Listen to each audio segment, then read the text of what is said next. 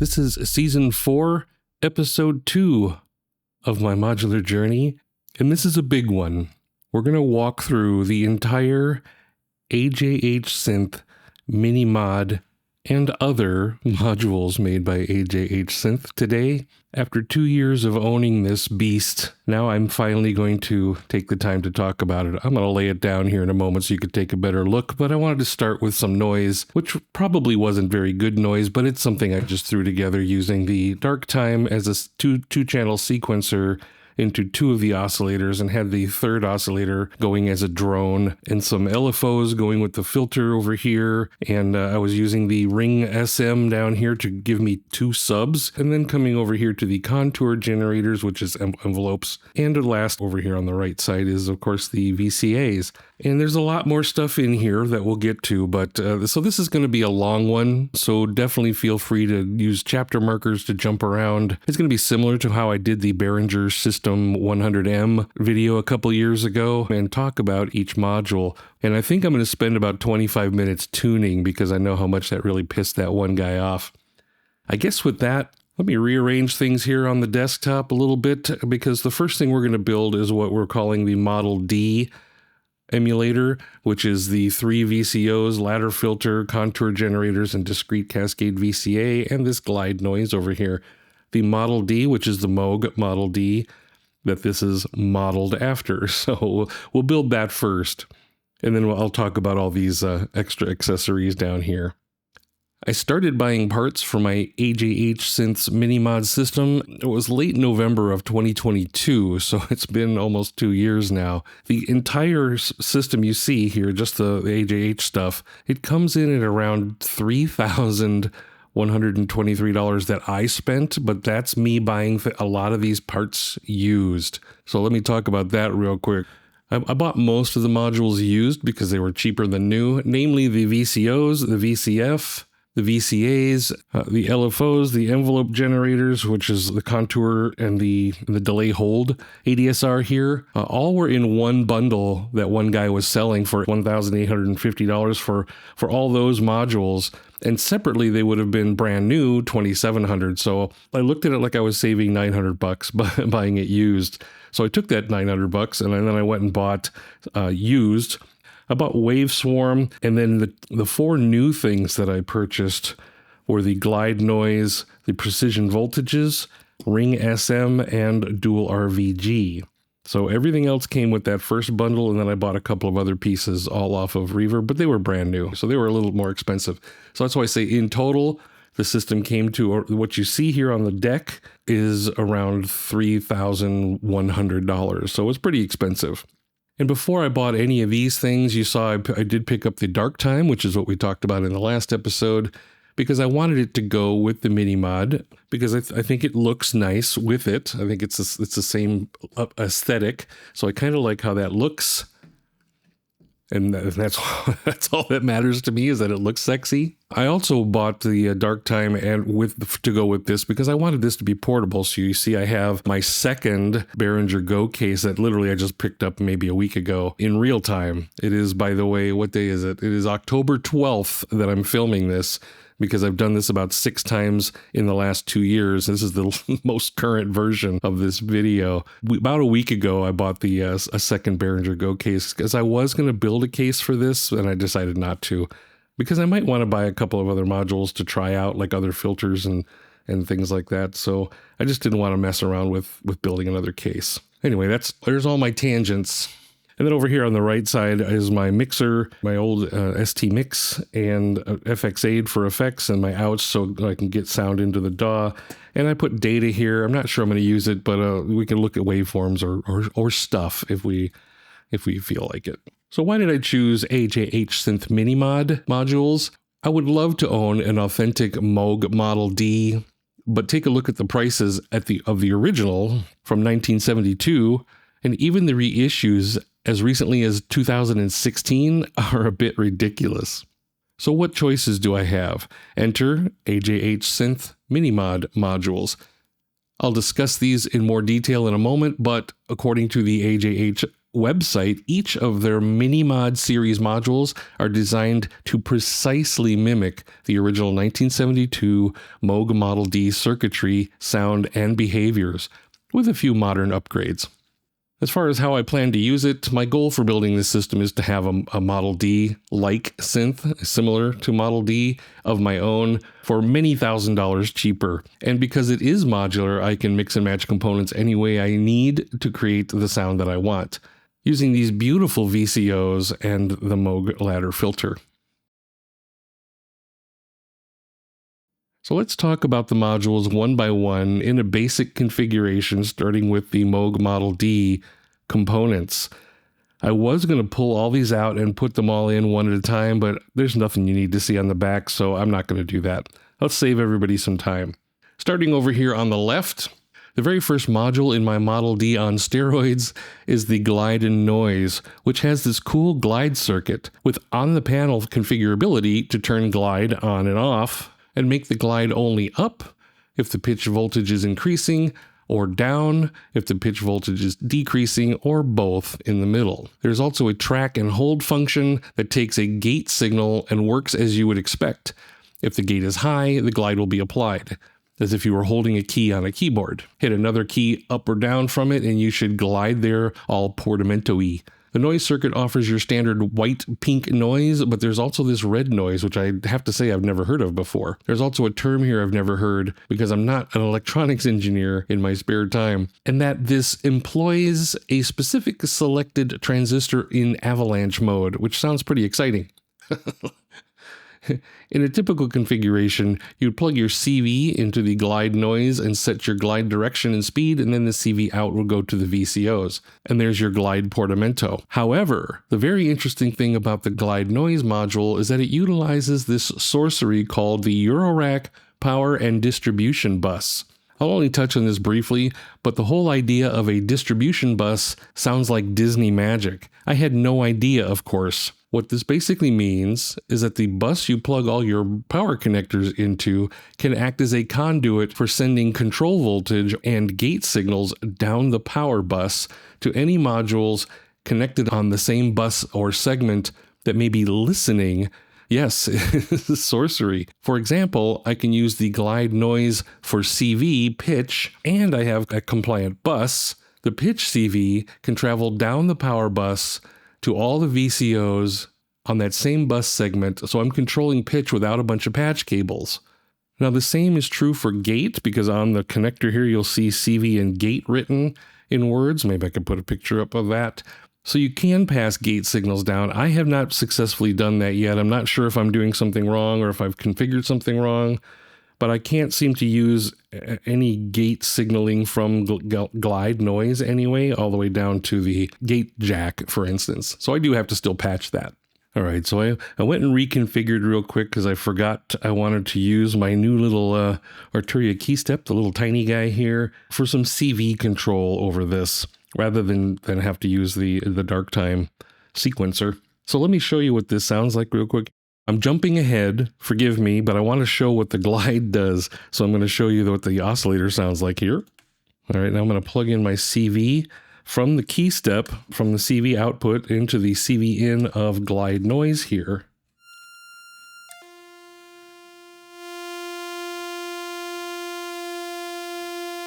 All right. So you can't see my fingers right down here. I'm tapping some keys. All right, so now I'm going to turn on the glide noise, but look at this. CV is going into the glide noise.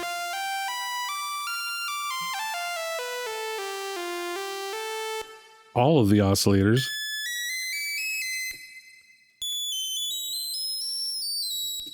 That's the point I'm trying to show, is that the distribution bus here is taking the CV signal from this glide noise module and passing it down the bus, and then these modules, the three oscillators, are listening on that bus for CV signals in order to make notes. So now if I was to turn on the glide, and I'm going to put it in the up position, I'm going to set the glide a little dramatic right now so you can hear it, but if I come down, there's no glide, but if I go up, there is, because this is in the up position. Same happens if I turn it to the down position.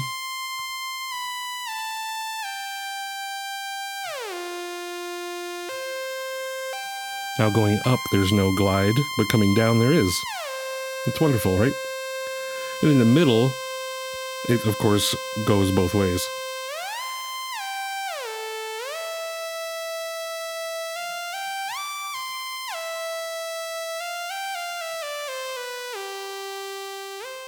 So that's all I wanted to show, was just using CV, because here's the reveal. I've had a Behringer Go case for 3 years. 3 years. And only about a week ago, I was reading the manual to find out voltage levels or something for loading stuff up. I just wanted to make sure I wasn't going to blow any voltages on zones. And because I know just a little bit more about modular today than I did 3 years ago, my eyes noticed that the jack here has a CV gate pin. And that triggered something to me, because now I know what that is. And I was like, are you kidding me? All this time, this case has supported distribution bus and I didn't even know.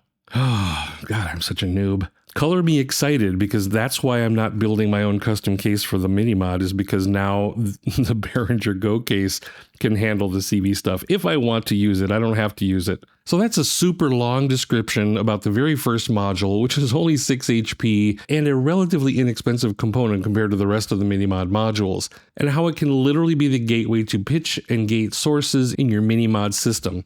So let's give someone else the spotlight, shall we? This just sounds badass in its name alone. The Vintage Transistor Core VCO. The AJH Synth MiniMOD Transistor Core VCO is based off of one of 3 oscillator cards used in the original Model D versions, that being the Discrete Transistor RA Moog model. According to AJH Synth website, they went with recreating this oscillator version because it sounded sweeter to their ears, and boy does it sound sweet indeed. When I first got this VCO and plugged it in through the ladder filter and turned on my monitors, I almost cried.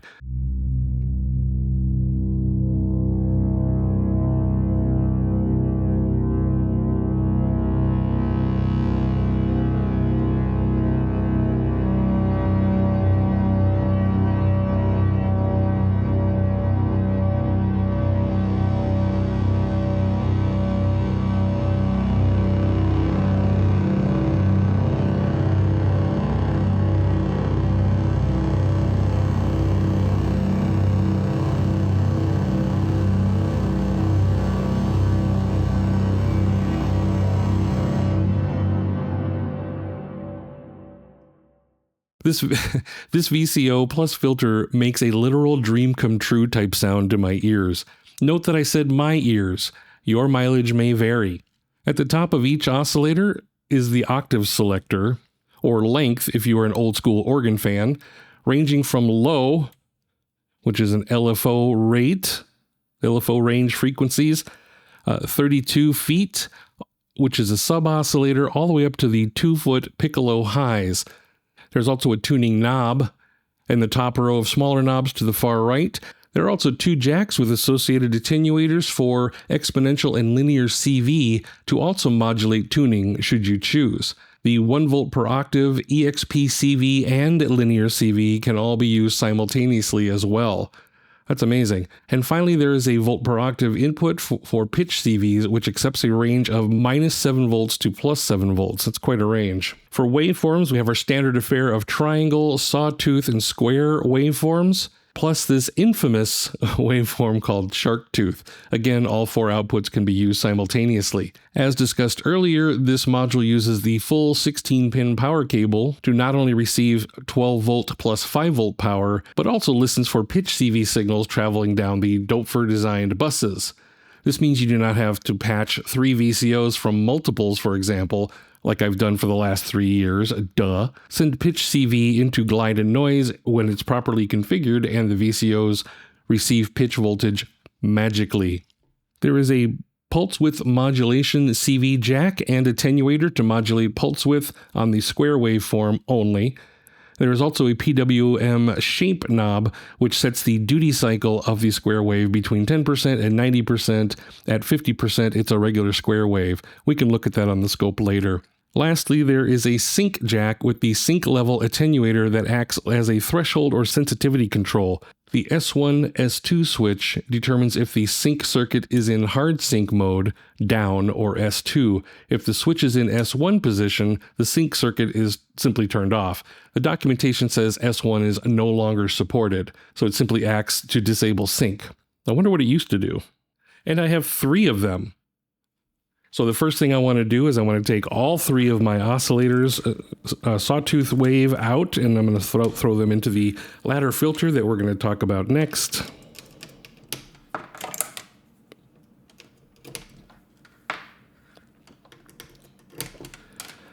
Turn up their volumes here, got my frequency set. What I have set up here real quick was, again, using the key step to open a gate on the contour generator, which opens the VCA when I push a note. So let's hear how amazing these oscillators sound real quick. Now my playing is not going to do it justice, but listen to the sound, not my playing.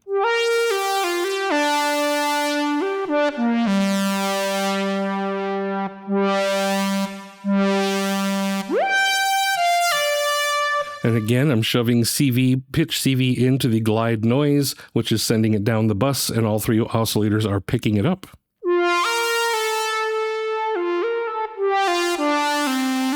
The thing I need to learn is if these contour generators can handle legato playing, because you can hear it doesn't re-trigger when I hit another note. So it stays quiet until I let it let go and re-trigger completely. I'm using the contour generator channel 1 for amplification, envelope shape, and then I'm using the second one for filter, opening and closing the filter.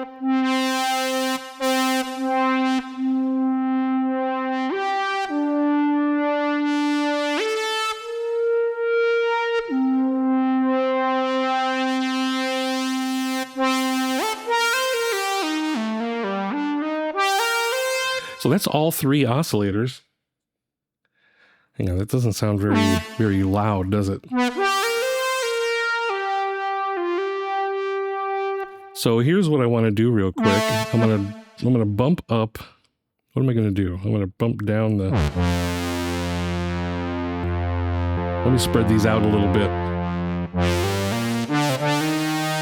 So now I have a sub on 32 foot here on the first oscillator. I have it at 16 feet on the second oscillator. I can put it at 8 feet on the third oscillator and start getting a pretty big sound.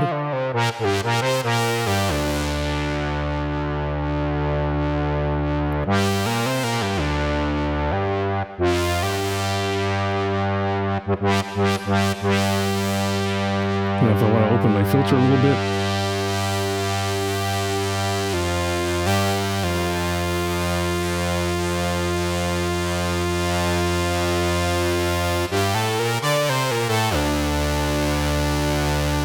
and everything's in pretty good tune right now, but if you start detuning any of these other oscillators from each other, that's when you start getting your Supersaw sounds.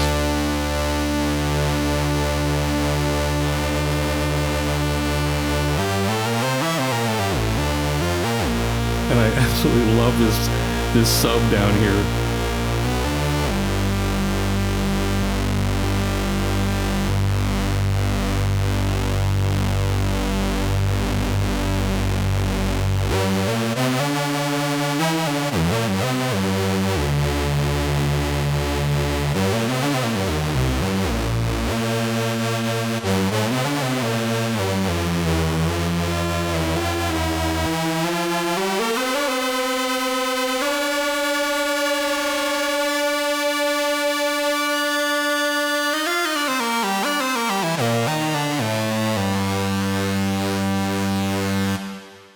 And of course, the other trick you can do always is find one of your voices to offset by a fifth, maybe.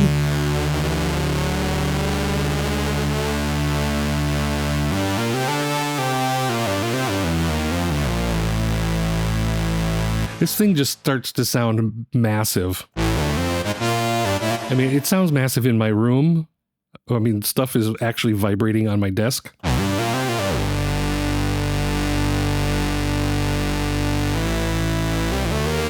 Let me turn off the reverb real quick and listen to just the MiniMOD.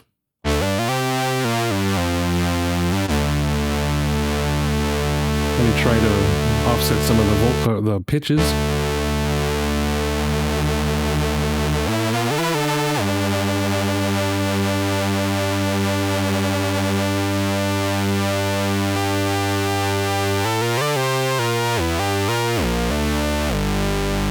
It sounds fantastic.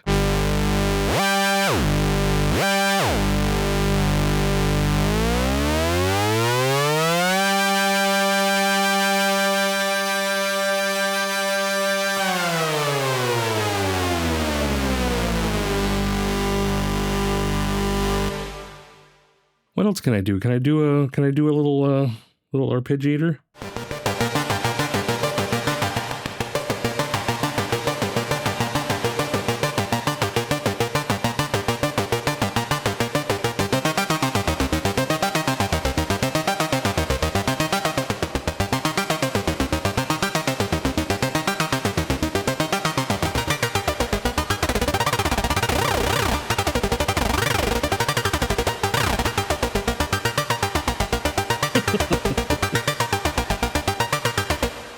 Anyway, name this intro.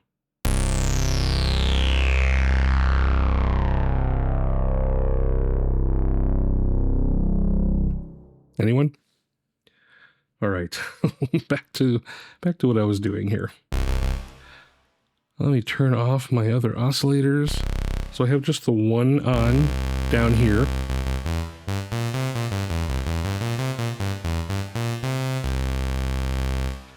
Let's move it into the square waveform.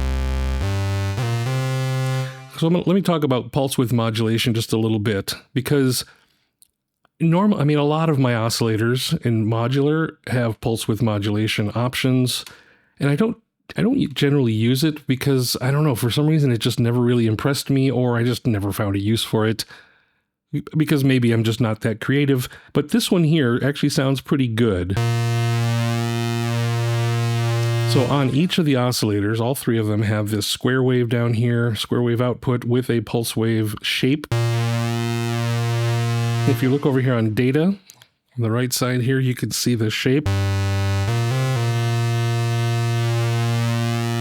I move the knob to the left, it's a wide square. And if I move it to the right, it's a narrow square. It gets kind of tiny and thin.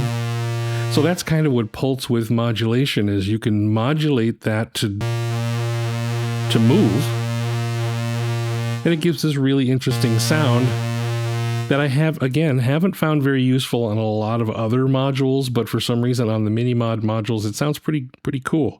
So I'm going to take an LFO right below. We haven't talked about this yet because we're not in row 2, but I'm going to take a standard LFO here, and I'm just going to run it up to the pulse width modulation CV jack here. And I'm going to bring up the CV. So the CV, this is an attenuator of how much of that LFO is going to be moving that knob automatically for me if I put it in the center. So at very minimum, you can still hear it moving, right? Watch the scope. And now I'm going to raise the CV. And I think the reason why I haven't used this too much, pulse width modulation, is because it does remind me of like EDM or dance music, and I don't really do dance music. Although I like it, I just don't make it. So that might be why I'm not using it that much. So now that we have a dance tune, just kidding. I'm going to speed up the LFO. Turn down my CV a little bit.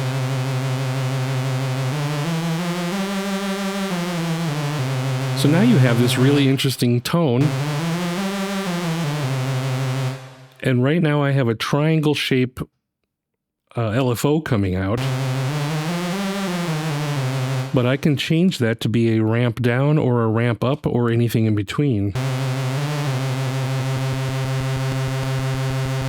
So that I wind up with this throbbing pulse.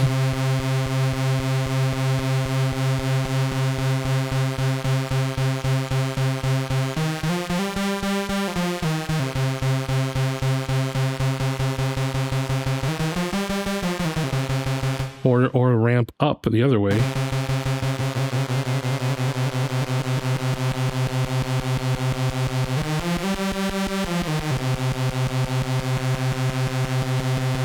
And again, this is now using two different shape knobs. I have a shape of the LFO and a shape or the width of the pulse width. So if I start twisting these around,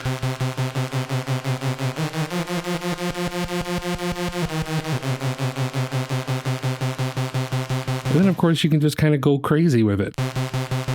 Speed up your LFO.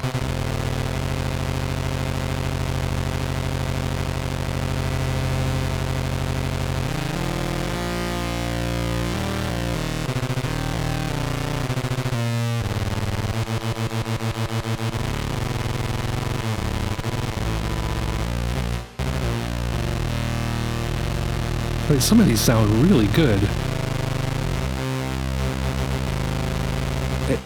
I can't explain it. I don't know the technicals behind why it does it, but somehow the shape of the LFO with its speed and the changing width of the pulse width and its frequency, you can see how it's behaving different depending on the pitch.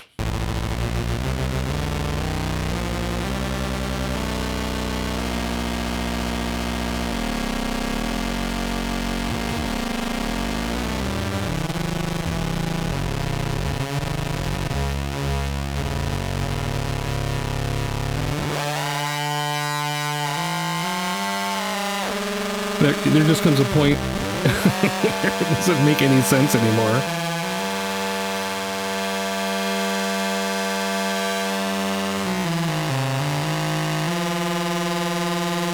Oops, wrong one. But now if we put the other oscillators back in,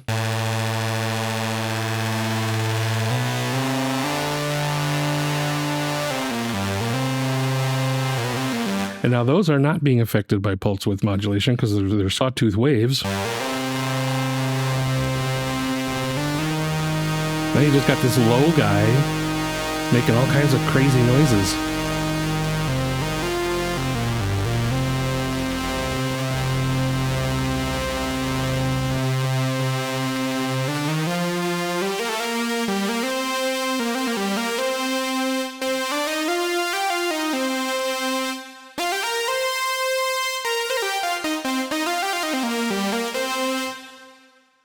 It just sounds amazing. I absolutely love these oscillators. Oh, I'm a fanboy. All right, so that's just a quick, dirty pulse width modulation concept, whatever. So let's move on. Let's get back to our sawtooths. All right, beautiful. Probably the most famous component of the Moog Model D is the transistor ladder filter. The MiniMOD version is a faithful replica of the 24 dB per octave low-pass filter. Notably, the original filter was patented by Bob Moog on October 28, 1969. I was 6 years old. While the Moog ladder filter is possibly the most widely cloned filter in the world, AJH Synth states, "Not all ladder filter replicas are born equal." This is actually a very important piece of modular gear, let alone a synthesizer component, so I urge you, if interested, to check out AJH Synth's website and documentation about their transistor ladder filter. They took great pains to ensure that it's the closest it can possibly be to the original eargasm-generating sound of the Model D. Looking at the panel, there is a nice fat frequency or cutoff knob at the top, ranging from -5 to +5, though I cannot tell you what frequency range that ends up being. Not my forte. This value can of course be modulated using the filter's 1 volt per octave, 1/3 CV and 2/3 CV jacks and attenuators. I'm not sure if that's 1/3 and 2/3 because that doesn't make sense to my brain. You'll see why later in a minute. There's also attenuators for frequency CV. The 1 volt per octave CV is typical to most Eurorack format filters, where the voltage coming in can modulate the frequency value, and then the frequency knob then becomes an offset or center of said modulation. What's interesting on this filter is the 1/3 and 2/3 jacks. And again, I don't know if that's really 1/3 or 2/3. So let's read what the manual says, and you tell me what that's supposed to, how you're supposed to pronounce that. The 1 volt CV input changes the filter cutoff rate at 1 volt per octave. The manual states this emulates the vintage Model D as for having the keyboard control switch 1 and 2 set to on. This jack sets the pitch of the filter when self-oscillating. The 1/3 CV input changes the filter cutoff at the rate of 3 volts per octave. And the manual states this emulates the Model D as for having the keyboard control switch 1 set to on and 2 set to off. And then there's the 2/3 CV input, changes the filter cutoff rate at 1.5 volts per octave. And the manual states this emulates a vintage Model D as far as having the keyboard control switch 2 set to on and switch 1 set to off. Now, I don't have a vintage Model D, so I can't tell you what that really means. I'm assuming there's switches on the deck that you can switch to make things happen.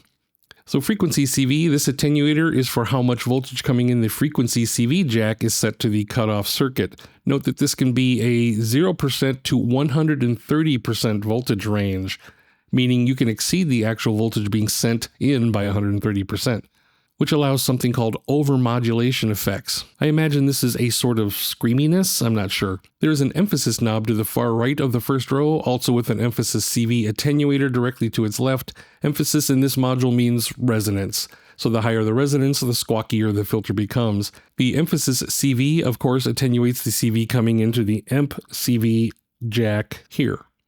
And finally, for the I/O of this module, I've never seen this before in a filter, but this is interesting. In the Model D, you had 3 VCOs, and this filter has 3 in jacks, 1 for each of the VCOs. Each of the jacks level is controlled by a knob in the bottom row. Simply put, this is a mixer of sorts. What initially confuses me about this setup is that all 3 VCOs, of course, are filtered exactly the same way because it's a 3 in and 1 out, all mono, of course. But I imagine this is exactly how the mono synth Model D functioned. I'm spoiled by stereo filters in Eurorack. There's one more feature on the filter to mention, and that is the override circuit. On the back, there's a jumper. By default, it is enabled or jumped on the filter, and it operates normally. However, when removing this jumper, it causes the module to enable an overdrive circuit, which increases the gain signal by up to 70% before sending it to the filter core, which the manual says can generate a nice warm overdrive effect. This simulates an old Model D trick of plugging the output of the headphone jack back into the VCF external input on the Model D. I'll talk about the gain switch mult later, but so I don't have to mess with jumpers, I have a switch right here that turns that feature on and off. So let's listen to what this filter sounds like. I'll take one of my VCOs and plug it into in 1, turn up its volume. Let me turn down the other ones because we're not using them. Turn all the thingies down, crank up the filter. Then I'll come out of the filter. I'm coming out of the filter to data just so we can see the waveform. Let me come down to a lower note real quick. Let me sweep the filter. So this sounds like a typical filter, right? Only a ton warmer.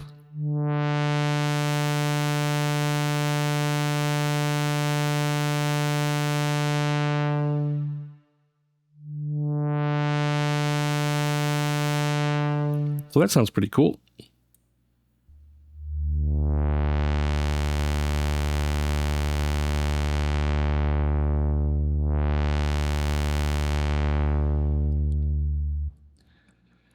If I crank up the emphasis, which is again the resonance.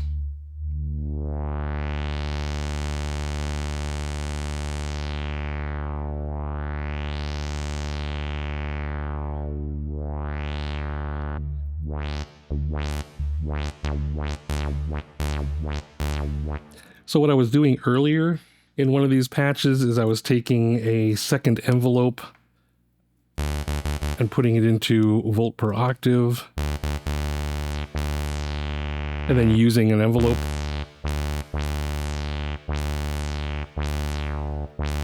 to control the filter,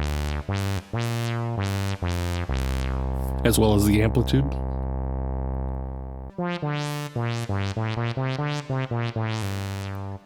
Now the thing I wanted to look at, I wanted to demystify this for myself. I would like to know what the difference is between these three jacks here. So I'm going to, instead of using the keyboard, I'm going to just use a voltage generator down here. So this voltage generator down here is I'm just going to raise the voltage, and you'll watch on data and hearing your ears, the cutoff frequency is going to raise by 1 volt per octave.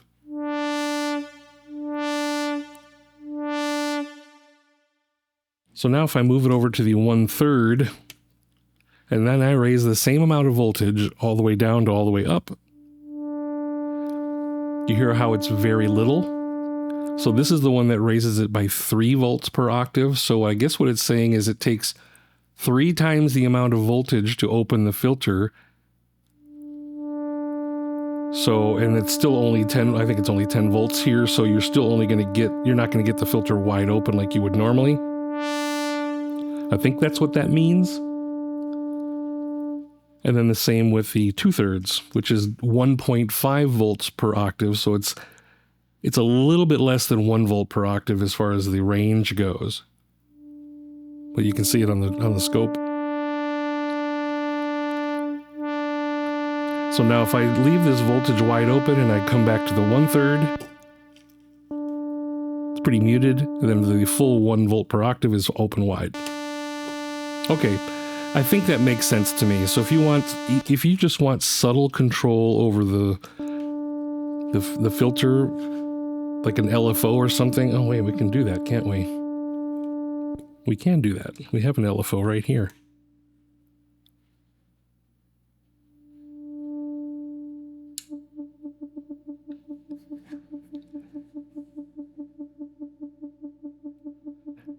So again, because this is a very small 3 volts per octave, it's moving the filter very little, the cutoff very little. 1 volt per octave would be wider, and then 2/3 would be not as wide. I'm rambling now. I think I know what's going on.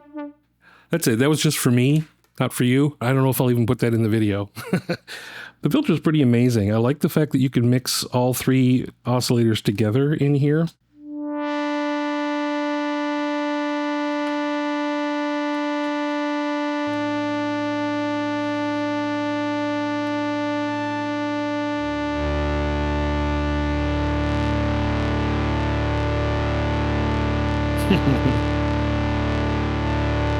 My goodness. Oh.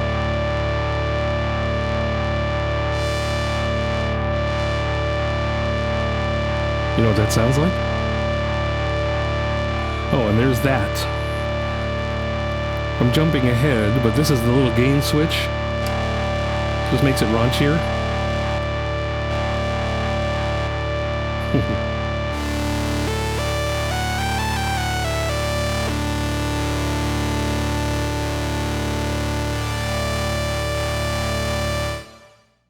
Whew. And you wonder why I never get any recordings done, because all I do is sit here and play around and have fun. All right, that's enough for this one. Let's move on to the contour generators here, which are envelopes, basically. Envelopes, this module has 2 ADSRs for simplicity, though they truly are attack, decay 1, sustain, and decay 2, or ASR in nature. The length of decay 1 and 2 are the same, since there's only one setting and no CV to modulate it in flight. One thing AJH Synth opted for in this replica was to add a second envelope decay toggle switch, whereas on the original Model D there was only one for both envelope generators.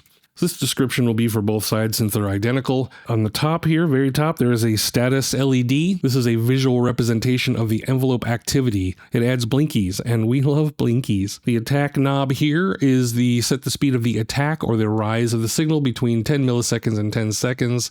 Decay is the next knob down. This sets the speed of the decay or fall of the signal, also between 10 milliseconds and 10 seconds. The decay segment fires either when attack reaches its apex or the gate pulse ends, like you're lifting your finger off the key. While gate is still high, the decay will fall to the sustain level, and when the gate goes low, while in sustain, the decay 2 kicks in and acts as a release segment, fading the signal back to nothing. The EG decay switches here, 2 of them. When this switch is in the down position, or decay, the decay segment of the individual envelopes will fire. With the switch set to up, the decay segments are instantaneous. Down below here, there's a trigger button. Each channel has a manual trig button, which I love and wish other modules did this as well. For example, also the Behringer System 100-140 envelope generator has a manual gate button. This is nice to test the setup without needing to turn on clocks or whatever. There's a gate jack. This is the trigger to start the attack cycle or signal the end of the sustain and start decay 2. The manual states plus 5 volts is standard, but the jack will respond to plus 2 volts and tolerates up to 10 volts. That's tolerant. The out jacks, these are the outputs from the envelope, 0 to 8 volts. But the manual says if you are re-triggering a lot, this could reach 11 volts. The MiniMOD modules are designed to withstand these higher voltages, so no worries about blowing something up. Other non-MiniMOD modules, though, you should check your max voltage capabilities before using a contour generator with your external equipment. Note, there is also a jumper on the back, which if removed lowers the output voltage from 8 volts to 5.5 to try and spare you from igniting your modules on fire while being a re-triggering fiend from hell. Again, we'll talk about the distribution bus here. This module also listens to the distribution bus for an incoming gate signal. By default, it's always listening until a patch cable is plugged into the front side gate jack. Then the bus listener is disabled. Per envelope generator, there's 2 gate signals here. Now, side note real quick, 2 side notes. One of them is I could not get a gate to come from glide noise. Maybe that's not how it works, but I couldn't get a gate signal to come down the bus to trigger the gate. So I'm still having to patch in here. So if anybody understands what that's all about, maybe you can drop a comment and let me know how to get this guy to really listen on the bus for gates. Maybe glide noise can't do that, even though I think the manual says it does. But anyway, another reminder about that whole 11 volts and re-triggering things. And I'm talking about if you're hitting a key over and over and over and the envelope hasn't faded completely out, you're re-triggering and re-triggering, it could get up to 11 volts. So the output here going into a module that can only handle 8 volts, for instance, might actually blow it up. So be very careful about that. I guess I can do a quick demonstration of the envelopes, even though I've kind of been using them all along so far, but here's how this works. I'm going to take a gate in from the key step. So you can see I'm hitting a key on the key step, little lights blinking there. I'm going to take it out to my VCA here for the sound. All right, so first things first, just to quickly show, I'm in envelope mode here, and I have a quick attack and a quick decay and a low sustain. If I roll up sustain, of course the volume increases. If I roll up decay, turn down sustain, you can hear the volume dropping, just like your standard ADSR here. I'm going to increase the attack. So everything works as you would expect, right? So you can hear me letting go. I'm hitting a key and letting go pretty quick, right? So if I want that release, I have to turn the switch down. And now decay acts not only as a decay from attack, but it also acts as a decay from sustain, if that makes sense. So that's the release here, is decay 1 also acts as a release. So I know you can't see my fingers down here, but trust me, I'm hitting a note. So the other thing you can do, because it's a 2-channel, is you can take the second output because you're already sending a gate in. It'll be normaled over to the next channel. Come over here to your filter. We want to use the second envelope to control the filter, open and close the filter.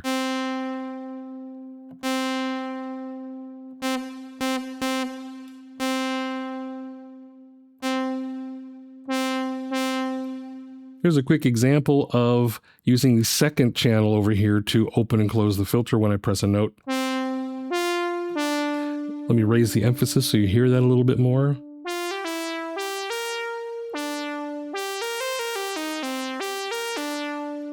And you can see by the lights they're at a different speed or a different pace.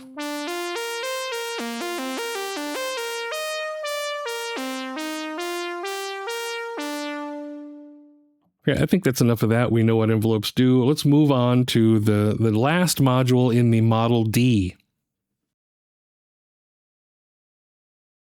So about the MiniMOD Discrete Cascaded VCA, I've got some good news and some bad news. The bad news is this VCA is AC coupled, so only audio signals can be processed. The good news is that it doesn't matter one bit, because in our amazing MiniMOD system mimicking the classic Moog Model D, this module is only meant for audio signals.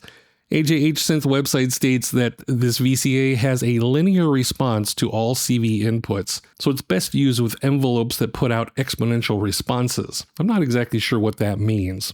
Let's take a look here at the panel. CV1 and 2 knobs, and these are attenuators for voltage coming into CV1 and 2 at the bottom of the module. These signals are usually contours or envelopes shaping the rise and fall, sustain, and eventual release of the audio signals, just like most other VCA modules. Between 0% and 100% of the incoming signal strength, as you would imagine, the lower the attenuation, the less effect the contour has on the audio signal. Think of it like limiting the amount of envelope being enveloped. Audio 1 and 2 knobs control the amount of audio coming into the audio jacks, respectively, that will get mixed together to eventually end up coming out of the module's out jack here.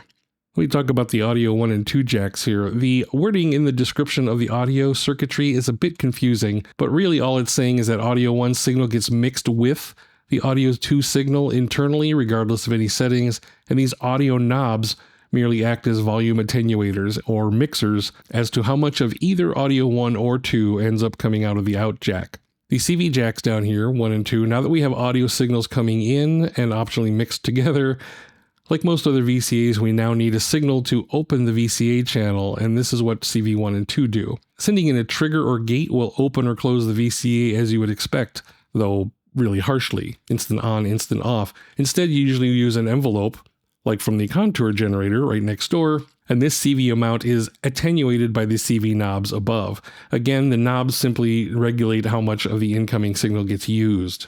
Where this appears different than most of my other VCAs is the manual using terms like CV1 amount is summed to CV2. Let me just read exactly what it says because it's confusing. The manual says CV input 1 is mixed with CV input 2, and the sum of these voltages control the gain of VCA 1. An input voltage range of plus or minus 5 volts is acceptable, and plus 5 gives approximately unity gain.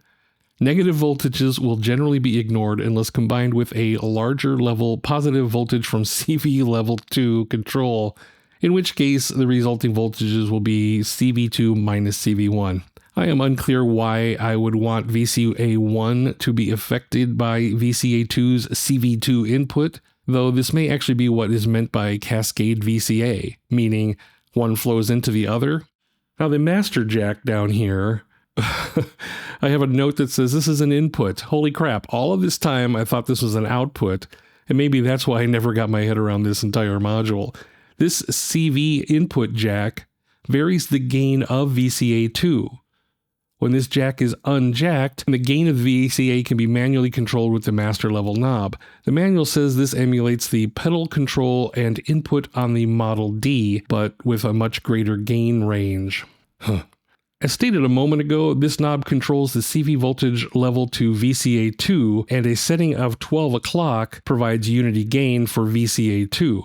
Alternately, there is an overdrive circuit in the module as well for VCA1. We'll talk about jumpers in a second. And if this jumper is removed, then unity is found at lower master level settings. With control voltage into master CV input, the knob then controls the level of signal sent to the VCA gain. Oh, I'm telling you, this VCA doesn't make a lot of sense to me. Now, the offset knob is the one thing I do understand. It is the initial gain to allow audio through without CV signal to open up the VCA, just like most other VCAs. The out jack is the mono audio signal, which is normally plus minus 5 volts, though the manual warns that this can be upwards of 11 volts if the gain jumper is removed. So let's talk about that real quick again. This is critical because greater than 5 to 10 volts can damage non-MiniMOD modules downstream. I have a note to be sure to emphasize the danger of gain jumper being removed and achieving potentially greater than 11 volts of output. So just like the filter, there is a jumper on the back of the VCA called J1, which from the factory is jumped or enabled. This prevents the overdrive capabilities of this module, but removing this jumper enables a 20% tube-like harmonic distortion and overdrives the signal by almost 300%. And this could result in a greater than positive 11 volts coming out of this module's out jack, which, as you can imagine, could affect non-MiniMOD modules that are not built to handle those voltage levels. Extreme caution is recommended by AJH Synth when using Overdrive VCA with anything that is not a MiniMOD module. So let's look at what this VCA does. It's pretty standard, but let's just hook something up real quick that we've been using all along. All right, what I have now is the gate coming out of the key step that opens that triggers the contour generator, which then comes over here to the CV jack of the VCA. And opens the VCA according to the contour I have shaped. And then the audio from the VCA through the filter is coming up into the VCA. And then, of course, it comes out of the VCA to my mixer over yonder. If I turn down the amount of CV that comes in from the contour generator, it just makes the envelope less effective. So you can hear, actually, it's actually literally less of a curve, as well as quieter because you're not getting the full voltage. And likewise on the audio in here, we got one audio in. Just turn down the entire thing. If you want to mix these different, like if one of them is running hotter. Now, I do not understand the Cascade VCA part of this. If somebody watching this understands, please let me know in the comments, because this is just a thing I've never dealt with before. So I'm sure over time I'll figure it out, but right now, don't want to deal with it. Let's move on. So the next thing about the switch now that I wanted to jump to is the gain VCF and gain VCA. So when I was talking about the ladder filter and the VCA earlier, I was mentioning there's a jumper on the back, J1, on both of these guys, and it comes with the jumper on. So that would mean the circuit is closed. When you pull that jumper off, it engages an overdrive circuit for both of these, and it boosts the signal is what it's really doing. So let me turn off the other two oscillators again. Turn on just the first one down here, which is coming over here into the filter. And now I'm going to flip down this switch, because right now it's up, which means it's on, which means the circuit is closed, which means the jumper is in place. You still with me? So now I'm going to remove the jumper by turning this switch off,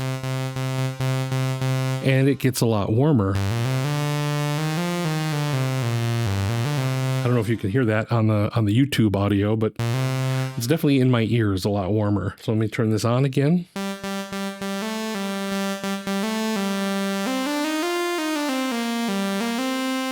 You can also watch data over here. Let's turn it off. So the signal gets a little more tame, a little bit rounder. But you turn it on, it gets louder, and it has a little bit more of an edge to it.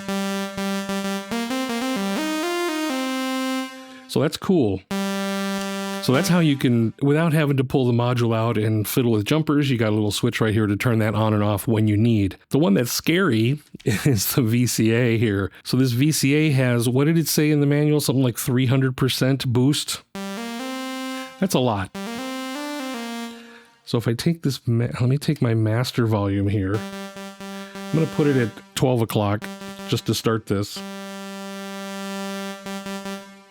And now I'm going to turn on the VCA overdrive right now.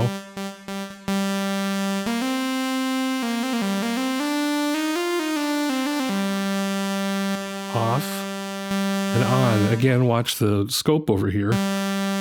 Off and on. And this is with the master still at 12 o'clock, which I think they said was unity gain, something like that. So if I turn this up, if I turn the master up, we start getting into the breaking the sound limits. I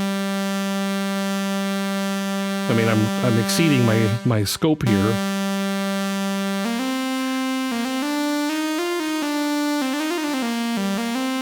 And then I turn on the VCF one as well.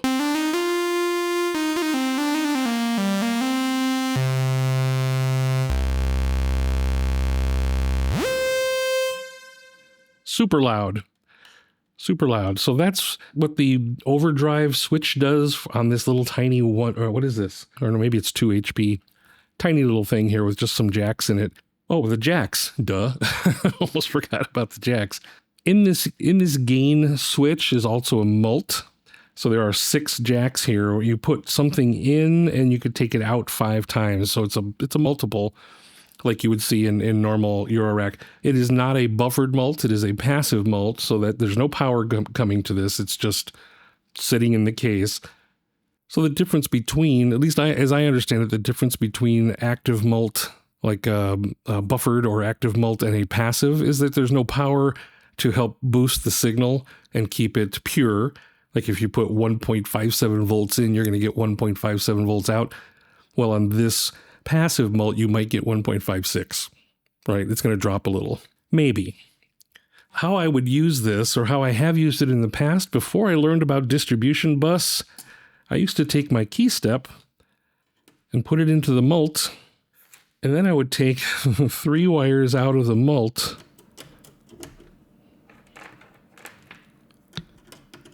So the key step goes in, and then coming out 3 wires goes to each one of the volt per octaves of my oscillators to then give me pitch control over all 3 oscillators. Let's turn up the volumes of the other ones so you know I'm not lying to you.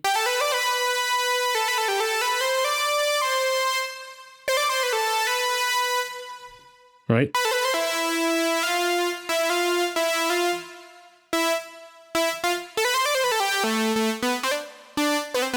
All right. So that's how I used to do it until I realized that all of my bus boards actually have CV gate capabilities on the board. I had no idea because I thought that was a very special, unique kind of board you had to buy that did that. But I guess it's every board or every kind of board. Who knows? Maybe I'm wrong about that too. So I'm using pitch into this module, which sends it down the bus. Same effect.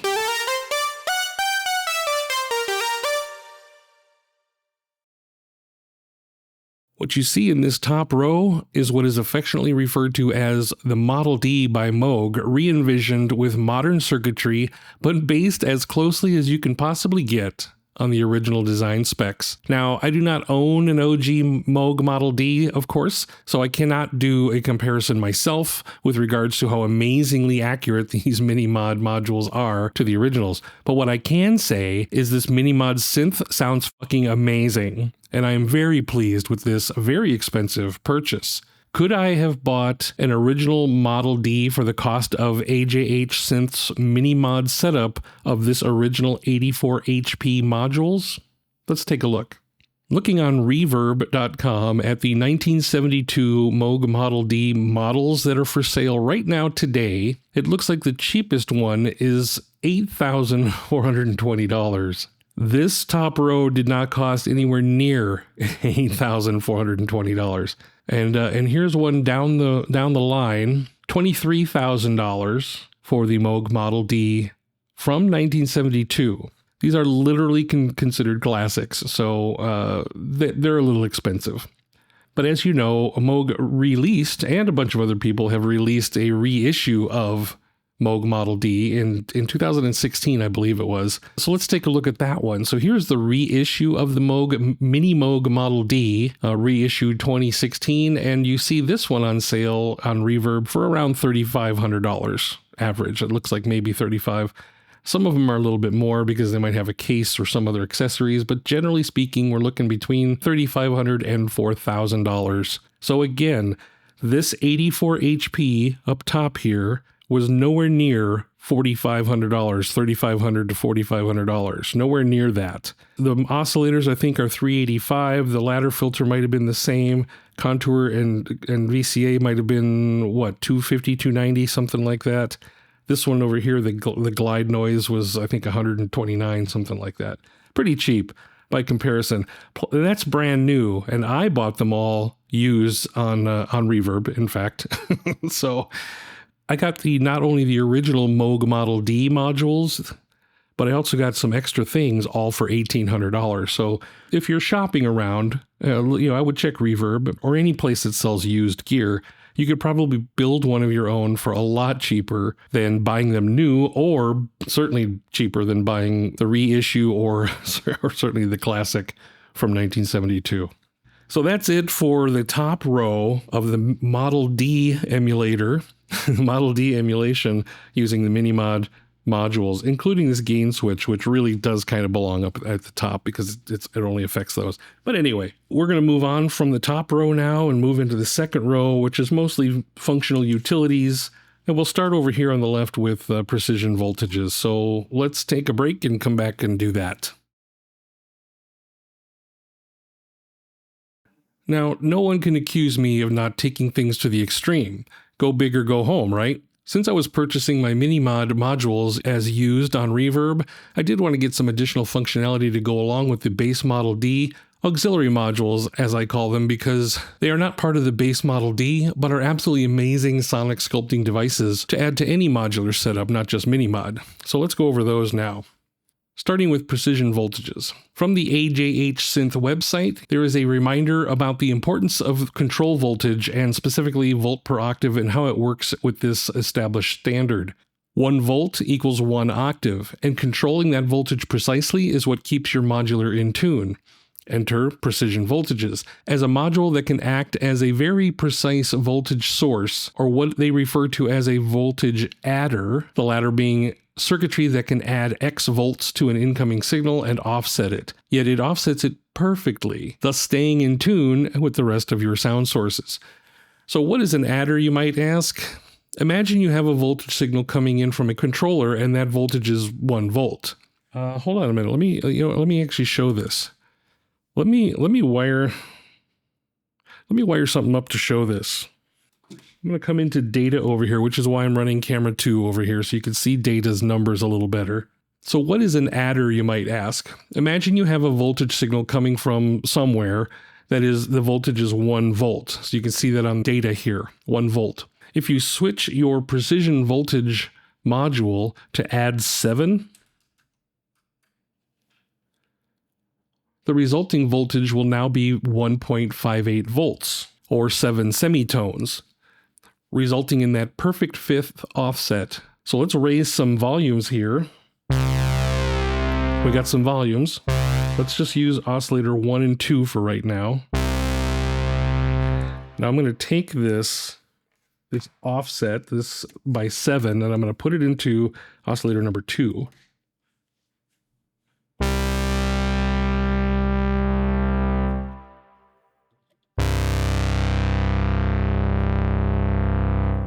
So both oscillators are set right now at 32 foot, so they're pretty low. But I have the second oscillator being offset by 7 semitones, which is a perfect 5th. There's our lovely power chord. I now have the key step going into the CV in here, so the oscillators listening on the bus can hear the pitch change. And now I took a CV out of glide and put it into the A in of precision voltages. So now when I change my keyboard pitch, it's keeping it at a fifth here, or 7 semitones. And then I can change that.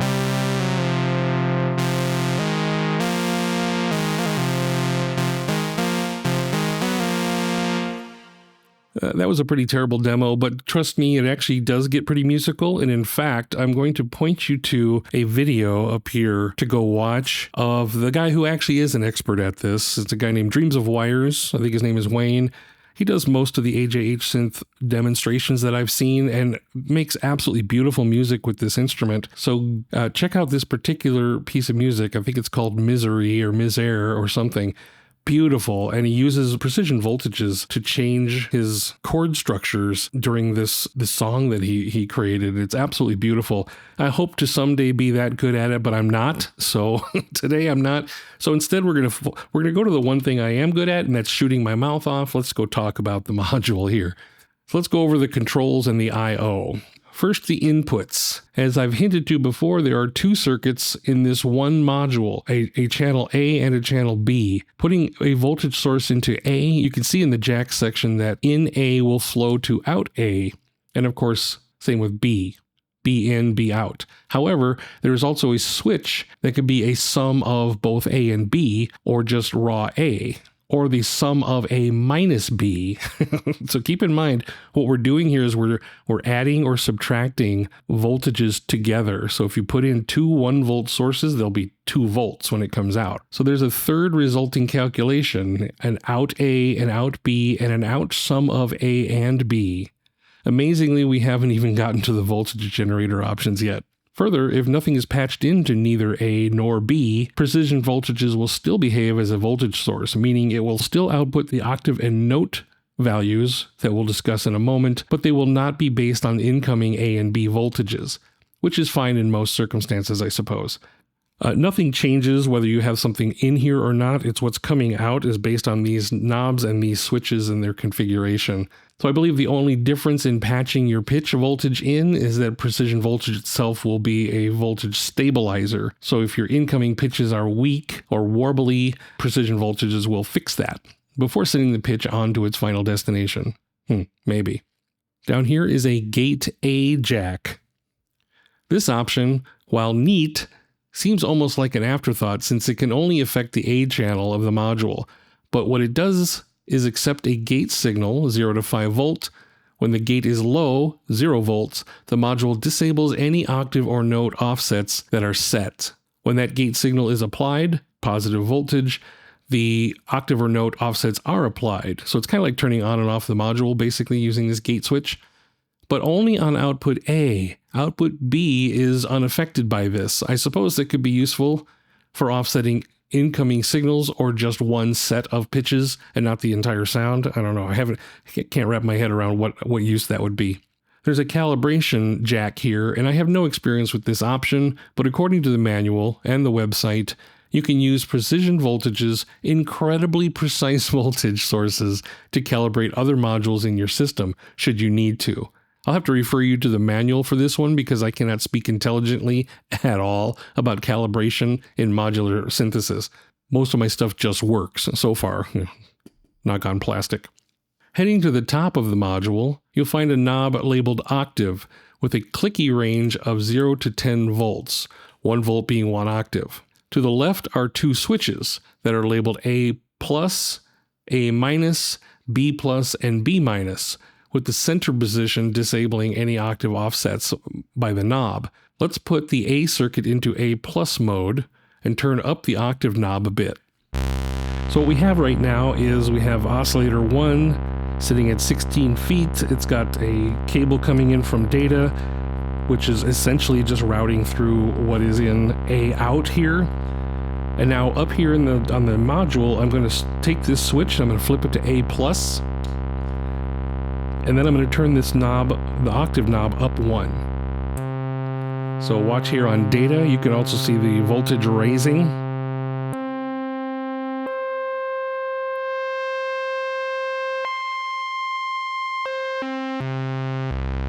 Pretty precise, stays in tune beautifully. So if I switch this back to the center position on the A+ switch, now I turn the knob and nothing changes because it's set to not do anything. This is basically disabled. Drop it to A-, and now when I raise the knob, watch the voltage on data and listen to the sound, it goes down. Let me raise this up a couple of octaves so we can hear it.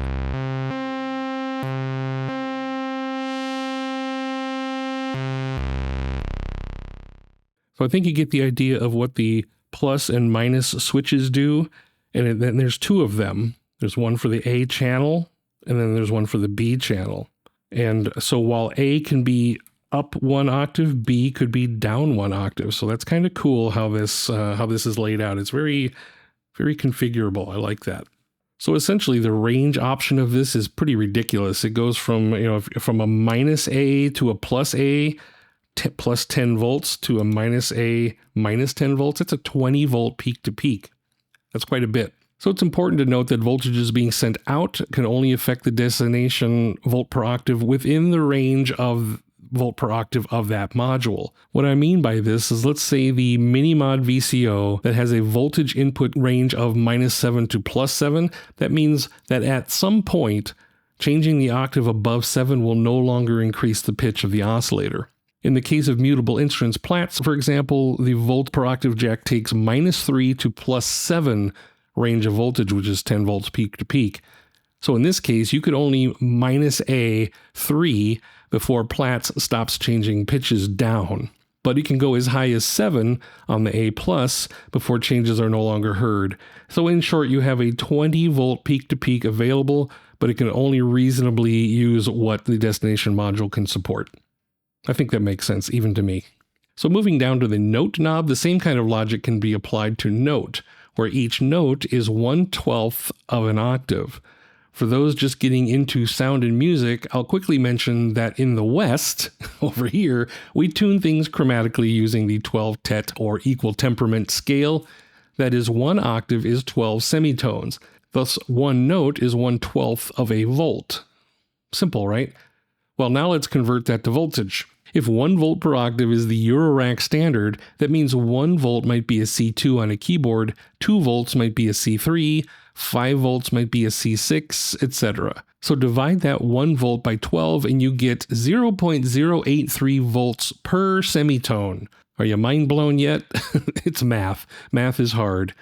Wait until you have to start trying to convert voltage to frequency values. Anyway, the same principle applies to note as they do to octave. First, notice that the note knob is broken into, you guessed it, 12 positions, 1 through 12. Ta-da! We have the same switch selectors, plus A, neutral, do nothing, and minus A, and of course the same for the B channel. So I've set something up real quick. I've tuned both of these oscillators to the same note. And we're going to mess with B channel, but I'm going to switch this to B+. You can see that it went up 1 octave because it's set to 1. See over here on data, the blue trace is now up to 1. If I go up another one, 2, 3, you can see how that's working. Now if you watch me over here on data, so that's 0 volts. That's going to be plus 2 volts. This is 0 volts, and then this is going to be minus 2 volts. So now I'm going to leave this set at 0. I don't want this to change the volts or the pitch at all of the two oscillators. Leave them both the same. But now I'm going to come over here to the notes now and change something. I'm going to go up to that perfect fifth of, so I'm going to set this to 7. Then I'm going to add those 7 semitones to B. And now once again we have our perfect fifth.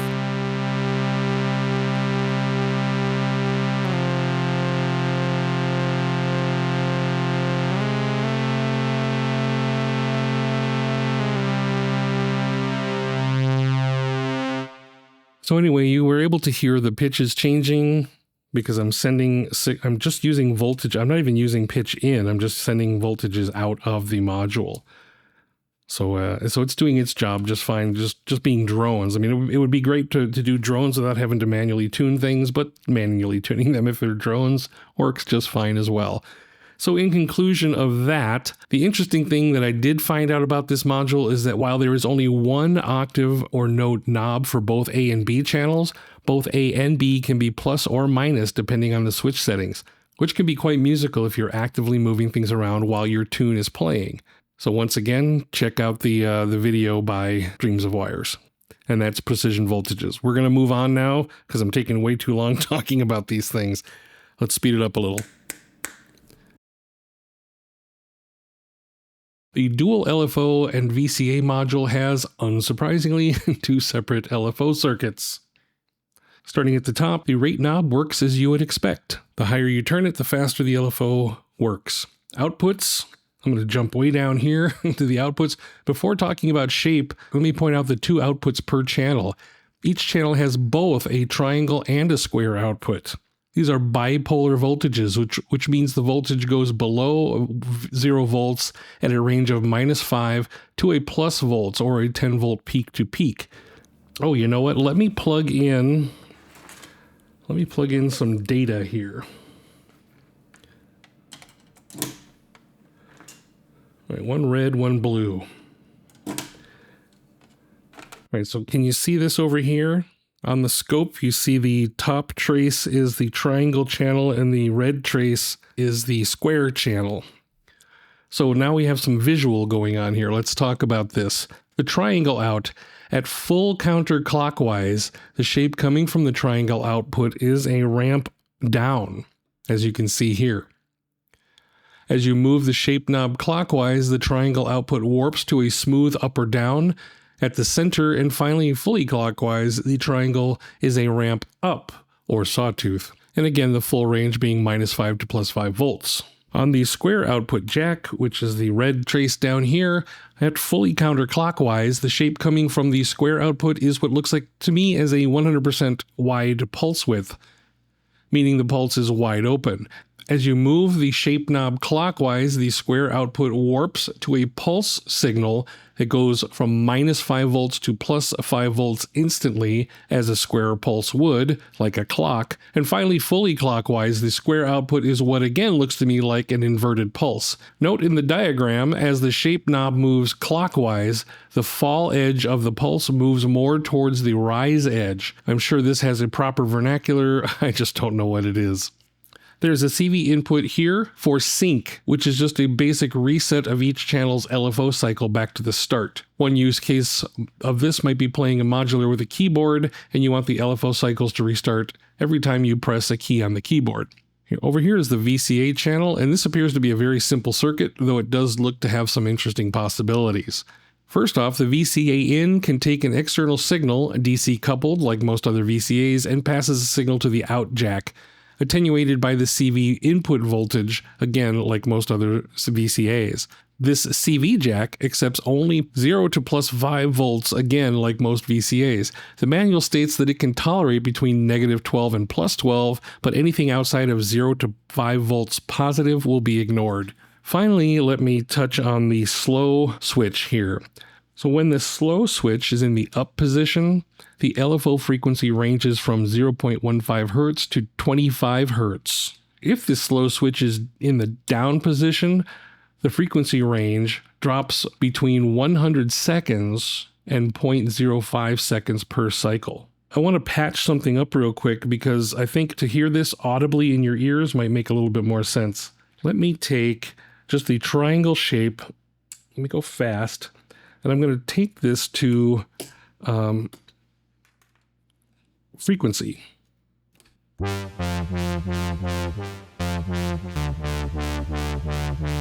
All right, so what you're hearing here is the LFO. You can watch this little blinky light.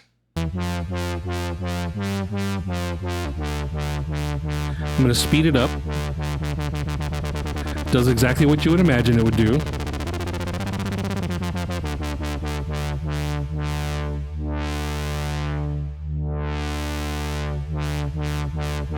So at the middle, I'm going to flip the slow switch now. So it's a lot slower, see that? Let's go back to normal speed. So you can hear it's like a triangle. Smooth up, smooth down. If I turn this all the way to counterclockwise, it'll then be a ramp down. So it'll start with the frequency high and drop off.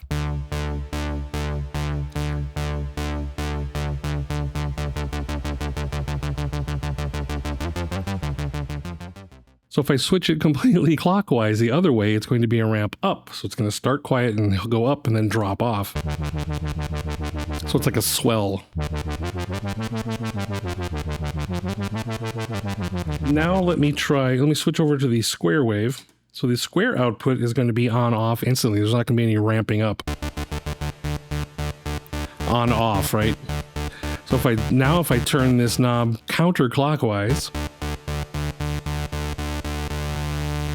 now it's just on. So what's really going on here is you're just closing and opening the pulse width. So what this is a really wide pulse with a little sliver at the end, you know, that can't be heard.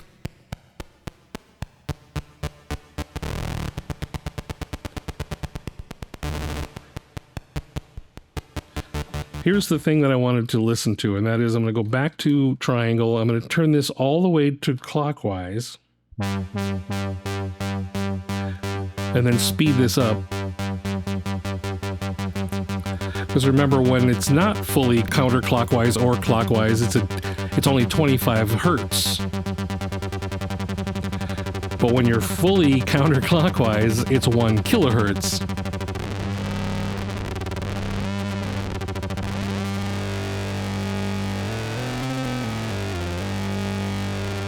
So this has some pretty interesting sonic possibilities. This is what I was saying earlier, that it could be interesting.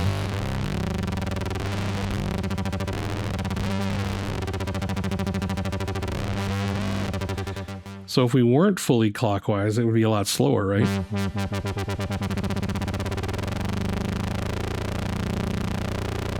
I mean, 25 hertz is still pretty darn quick. If you think about it, it's 25 cycles per second. But it's not as fast as 1 kilohertz. Right. All right, that's all I wanted to show about that. There's more to it. I'm not going to get into the VCA stuff because I don't use it ever for anything. But anyway, that's kind of all I wanted to show about this particular module. I'm going to move on to the next module because this is getting really long.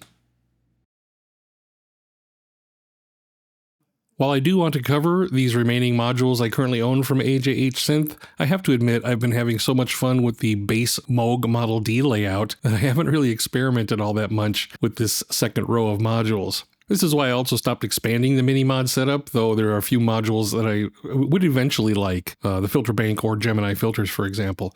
Anyway, let's talk about the Ring SM. Ring SM is 4 modules in one. It has a ring modulator, 2 sub-bass generators, a 5-input DC-coupled mixer, and a clipping distortion module. Jeepers. Let's take a look at this module from the top to the bottom here. Right off the bat, this is a little different. Normally I see ring mod circuits with an XY input of 2 signals that are modulated together for that delicious ring mod signal output. But on the Ring SM, there's a 3rd input, a Z input. This allows for a second modulator input at a different phase than the core modulation, and AJH Synth states that this results in a more resonant sound. The top of the module has 3 pots for XYZ input levels coming into the 3 jacks, the X, Y, and Z in. The RM level knob adjusts the level of the ring mod output into the mix, and the X mix is the original carrier signal, while the Y mix mixes the modulator signal. It's all very confusing to me, so we're just going to have to try it out. Let's continue going down the panel here. The subsection of the Ring SM has 2 knobs, sub -1 and sub -2, which do exactly as their labels imply, a 1 octave down sub and a 2 octave down sub signal. This sounded pretty amazing the one time I did play with the sub circuit last year. Sub -1 is a sine wave signal 1 octave below the signal coming into the X in jack, and the output is controlled by the sub 1 knob and is routed to the channel 4 out of the mix. Sub-2 is also a sine wave based on the input signal from X and is routed to channel 5 in the mixer. An interesting comment from the website is that regardless of the shape of the input signal, the sub-1 and -2 will reshape these into a trapezoid-like sine with rounded edges at lower frequencies and sine-like waves at higher frequencies to clean up possible mud in the mix at lower frequencies. Okay, I believe you. A good use case of ring SM subs is if you have only one oscillator, then you can add some serious fatitude to your sounds, creating the original pitch, a -1 sub pitch, and a -2 sub pitch on top of that, plus distortions and drives. Whew. Speaking of overdrive, channel 5 on the Ring SM module is wired hot, as they put it. Depending on the 5+ sub -2 knob, at a 7 or 8 position will start overdriving and distorting the signals out of channel 5. Pushing sub -2 to 10 is extreme, so they say. They call this symmetrical clipping distortion. There's another fancy term here used, asymmetrical distortion. Maybe I should start making some noise. But first, let's cover the last section. The discrete transistor mixer. There are 5 input jacks at the bottom, in 1 through in 5, as you can see at the bottom of the module here. And if there is no patch cables into these 5 jacks, the internal ring mod and subcircuits are normalized through the out jack as you would expect. Plugging a patch cable in anywhere along this 1 to 5 will disrupt said normalization, and I guess has the effect of functioning as a regular mixer, although I'm not sure what that means. Last thing I will add is that this mixer is DC coupled, meaning it can take both audio and CV signals, should a CV mixer be needed for some reason. So let's hear what the ring mod sounds like. So I'm going to take a sawtooth out of both of these oscillators. Hang on a moment. Let's take the same signal out, saw to saw.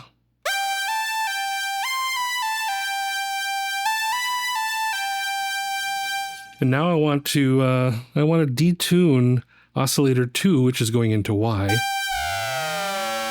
And I think this is where we're getting our ring noise, ring modulation, right?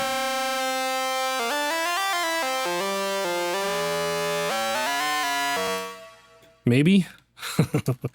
So I got the third oscillator plugged into Z, but there's no output for Z. Like I could turn off these other guys, X and Y.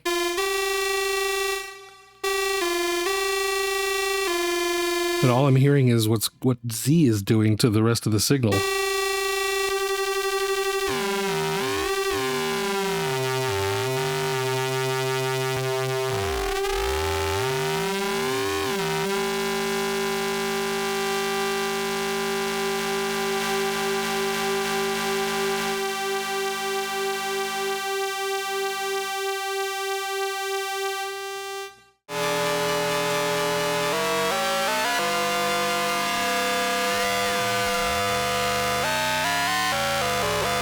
So is that ring mod?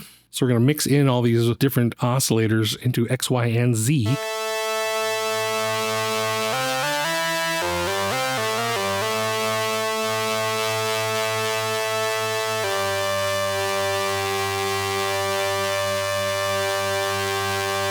And now we're going to mix in some sub.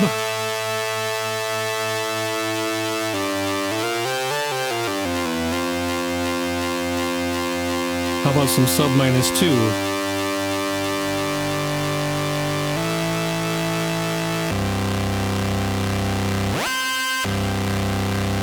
This is my triangle. This is my triangle with a -1 sub.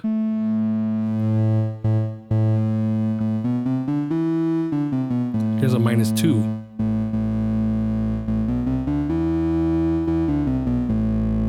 I mean, that sounds great.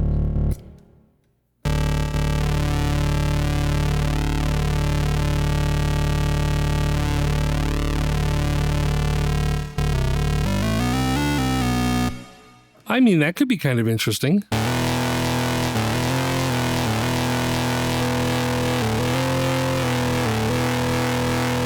It's an interesting effect. I don't know if I like the warbling, but all right, that's probably a pretty terrible audio demo of the Ring SM. I like that sound though, especially when I kick the subs in.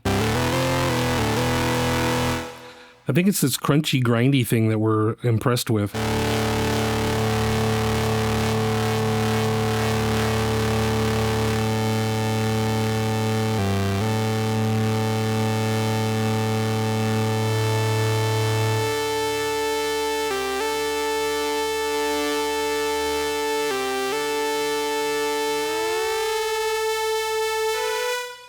I like it.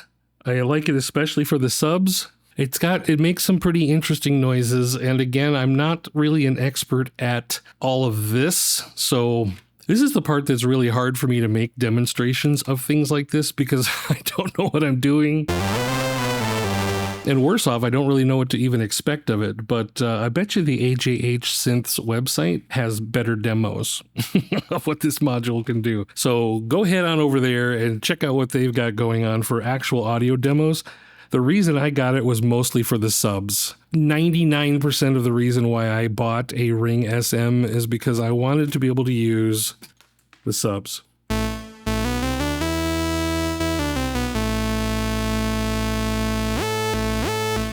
All right, enough of that. Next up is the dual 6-stage wave animators module called Wave Swarm. Just the name of this module alone gets me all juicy. I first heard it being used in that Dreams of Wire's Misery song, which to this day is one of my favorite things to listen to on any day. Such a hauntingly beautiful piece of music, but also the video was perfect for the soundtrack. What the Wave Swarm animator is basically a way to feed one single VCO output signal and get back 6 unison VCOs per channel. That's pretty gosh darn amazing if you ask me. And there are 2 channels, A and B, and each channel simulates up to 6 VCOs oscillating in unison. There are 12 onboard LFOs, and the front panel pots set the level of each of these animators, and there is a wet-dry mixer for both the A and B sides of the module. So let's go down the panel real quick. Looking at animator A, and animator B is exactly the same, so I'll only cover A here. The AN 1 through 6 pots are levels of how much signal you want to process with the individual animator. Each animator, under the covers, has a fixed frequency LFO that runs constantly, and when you raise the pot, it applies the LFO to the incoming signal. What's happening here is that the LFO is slightly detuning the incoming VCO signal at a fixed LFO speed, giving us that supersaw or fat synth sound we all love. Since all of the LFOs are slightly out of phase with one another, the more you add, the fatter the sound gets. They call this heterodyning, or simply beating the 2 signals together. A simple example of this is I have 3 VCOs here all tuned to the exact same frequency, sounding kind of narrow and flat. But if I tune one of the 3 VCOs slightly out of tune, maybe like 1.1 hertz, you can hear the 2 signals beating against each other, slightly out of phase, causing the sound to widen. Now detuning the 3rd oscillator by 1.5 hertz, and we have our Supersaw from the 1980s.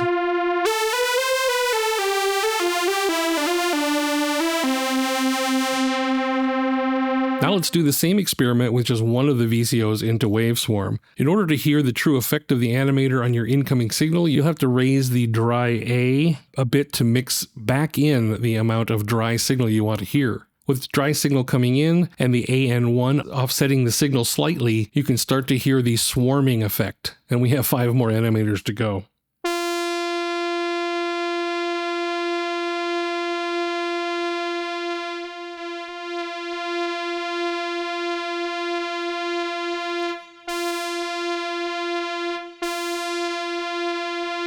That's just one of the animators.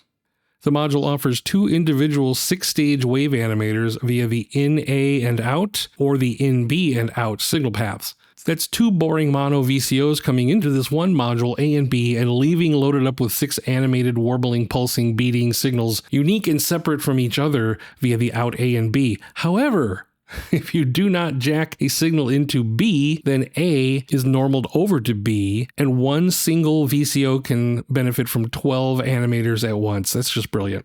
Lastly, about the outputs, there is an A plus B here. While using out A and out B separately for 2 VCO swarms is neat, you can also sum up the 2 incoming VCOs from in A and in B, then animate it to death and output both through one audio output via the out A plus B. In other words, just a ton of signal paths and options available on this fairly straightforward module. Let's do some animations, shall we? So with this at about 12 o'clock, we're getting just the dry signal coming in. If I turn this all the way off, make it completely wet, and then turn up the animator,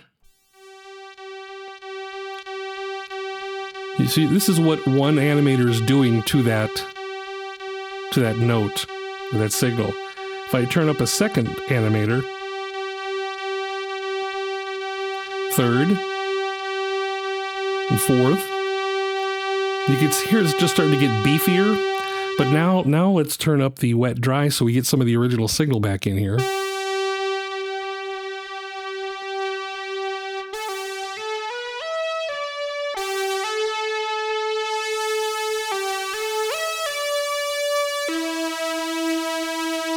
And we still have 2 animators to go. Now there's nothing that says you have to use all 12, but you know, they're there, why not use them? One of the things I noticed is that you turn these up too much and it winds up kind of sounding a little muddy.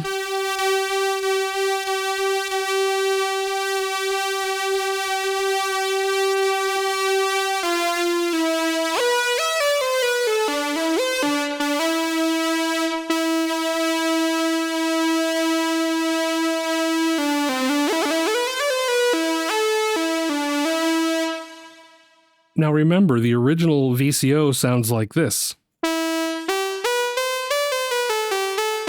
which isn't terrible,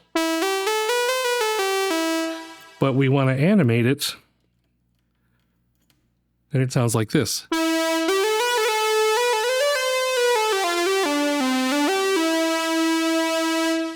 Now the manual does state that you can keep animating. You can keep, as long as only A is jacked in, you can keep going. However, if I'm going to jack A, which is then normal to B, I have to use A and B out in order to hear 12 animators, because of course these 6 are bound to B. And if you're only coming out of A, you're only going to hear A. So that was my mistake for the last 2 years of thinking I was only limited to 6. So now I can turn these second set of 6 up.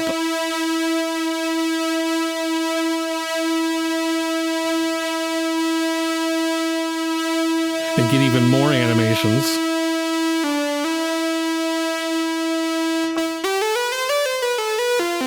So that's not terrible.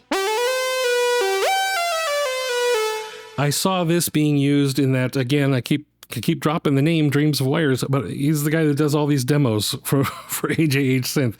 So I will again point you to go listen to Misery, I think it's called, or Misère.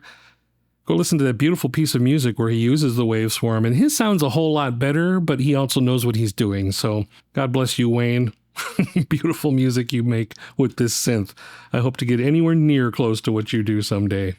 So that's all I have to say about the Waveswarm dual 6-stage wave animator. I mean, it just sounds fantastic. It takes one oscillator and turns it into 12 of these unison synced, beautiful, fatty sounds. I'm really happy with this one just for what it can do with one oscillator. So now imagine I could set, if I didn't have a room full of other modular gear, I could set an oscillator to be a low sub drone thing through Ring SM. I could set another one to be a power chord or a fifth off of that one. And then I can use the third oscillator through Waveswarm to do some kind of melody. And it just sounds fantastic. So, all right, that's it. I'm done gushing. Next up is the Dual RVG, which is a random voltage event generator. From the website description, AJH Synth says this is a faithful replica of the vintage EMS random voltage generator. The general principle is that it generates 2 separate random voltages timed from an internal LFO or from an external clock. The time vary knob can add a varying amount of randomization to the internal clock, so you can get randomized time as well as voltage output. Oddly, the website has no in-depth section on this particular module, so we're going to be winging it from here. As usual, let's walk the panel. The LFO frequency knob at the top has some bizarre characteristics I do not fully understand. The webpage states it has an effective range between 4 and 10, and a dead range between 0 and 4, but still manages to cover the 0.2 to 20 Hz frequency range. So I don't know what that means. Also part of this circuit is, of course, the FQ-CV jack that takes a CV in and is attenuated here by the frequency CV knob in the third row. When using an external CV to boost the frequencies, you can get up to 45 Hertz on the LFO, which is more than the vintage EMS circuitry. The gate output jack will only generate a gate signal if the run switch is in the on or the down position. You can also feed a gate signal in via the run GT jack, but the run switch also needs to be down for this to generate a gate signal out. I'm not clear what that's used for. The gate PW knob will widen the width of the gate pulse as you would expect. The time vary knob uses a value of 0 to 10, and it's only used when using the internal LFO signal, not with an external clock source. This knob applies a random voltage to the rate of the internal LFO, and the general outcome is a varying rate signal coming from V1, V2 over here. The triangle and ramp down shapes will put out a signal even if run is disabled, though they will not be affected by the random voltage variations, but instead their speed is controlled by LFO Freq. V1 and V2 outs over here, these circuits, two of them, are made up of V1 level and V1 offset, and V1 slew. Same for V2, except V2 doesn't have a slew. These act like sample and hold circuits, and based on V1 level or V1 offset, you can get interesting results from a VCO volt per octave using this. Add slew and we have a talking robot. I'm currently using this into volt per octave of 2 oscillators, not because that's how I plan to use it, but it's evident what's going on if you can hear bleeps and bloops, right? So let's listen to some bloops. The first thing we're going to do is we have our rate set, we have our level set, and level, you can picture it like a range. Let's listen to it like this. If I lower the level, it's only generating pitches in a smaller range, but if I raise it, it's a broad range. It's a very wide range. So we'll keep this down at around 10 o'clock, and we'll just use offset. Like, is it gonna generate low tones or high tones? All right, and then time vary is where you get some, I guess you could call it jitter, maybe?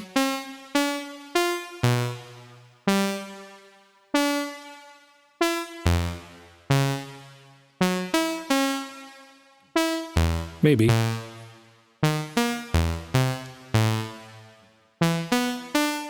So if I take the second oscillator that I have plugged in here, oscillator 3, plugged into V2, and then we're going to set it up the same kind of way.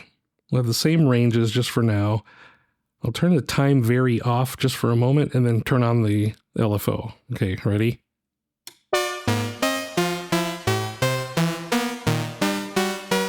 So that's pretty obnoxious. But I'm going to turn up the time vary knob.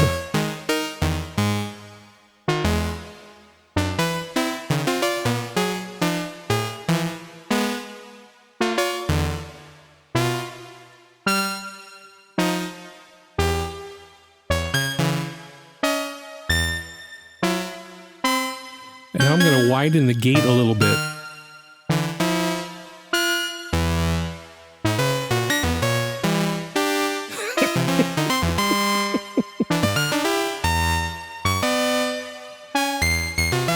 Let's add some slew.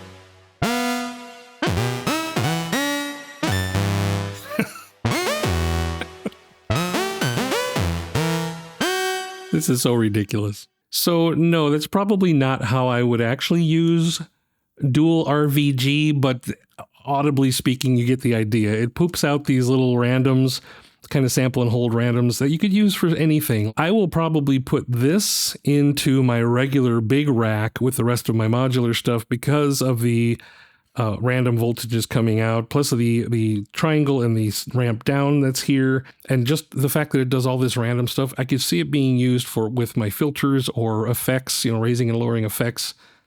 just like you would any other sample and hold. So let's just call it that.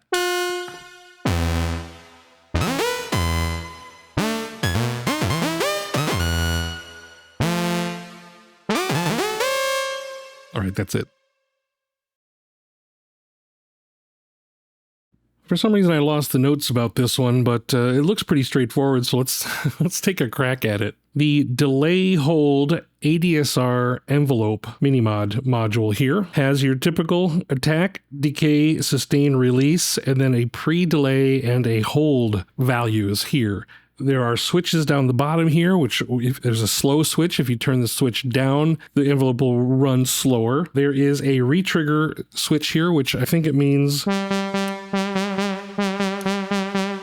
that every time I push the key, it should restart everything. Doesn't seem like it works. There's also a delay hold switch here, where if it's up, it doesn't do the delay hold circuit.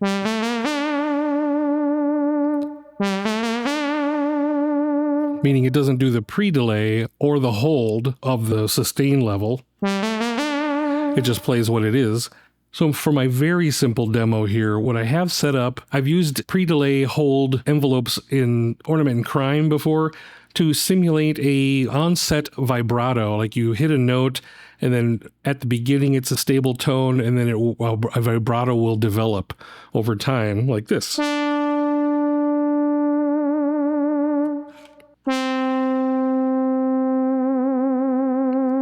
And that is being done by a pre-delay here, set to a certain amount that before this envelope will open this VCA, and this VCA goes to this, is taking this LFO signal and sending it to the pitch of the oscillator. So does that make me sound smart? Let me try that one more time. I have a VCA over here that is taking an LFO signal in, and then it takes that LFO signal out, but it is triggered by this envelope. So when this envelope opens, it will start the vibrato.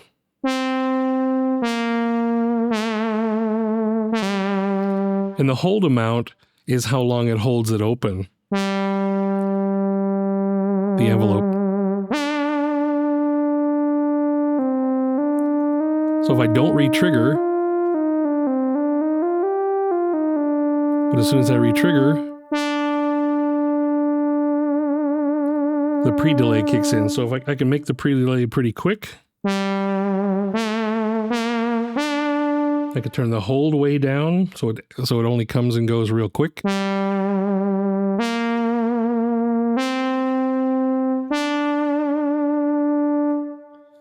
That's all I really wanted to show about this delay and hold. That's kind of the thing I would use it for, is something like a delayed vibrato, or even something that is like a delay. You hold a note and then the filter would open up and then swell and then close, rather than it just always starting open and closing by itself, one direction. Can I actually do that? Maybe I could do that. What if I tried that? If I just move this to here, what will happen if I open my filter now that way?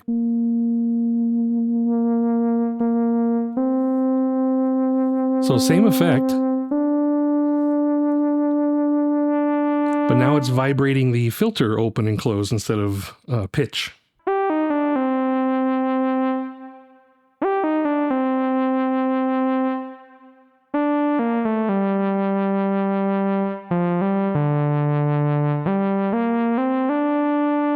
All right, that's pretty cool.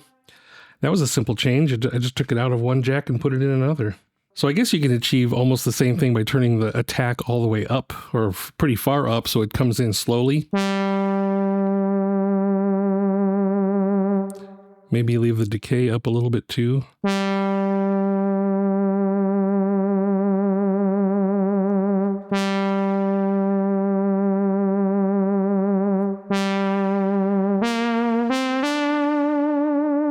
So multiple ways, I guess, to do it. I kind of like the pre-delay though, because I think that's more what it's meant to sound like.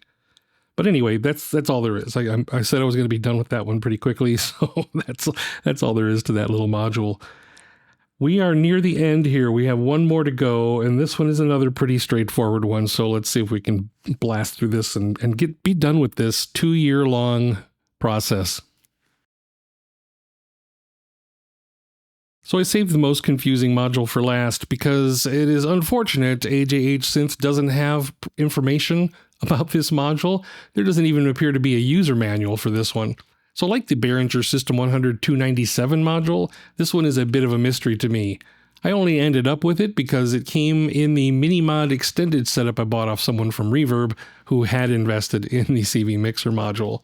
I do find it extremely hilarious that on the webpage it actually says, this is possibly the most useful utility module that can be added to a modular system. You'll wonder how you ever managed without it.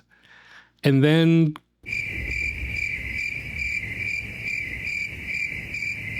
crickets. Almost zero information for noobs on what the this thing is so helpful with.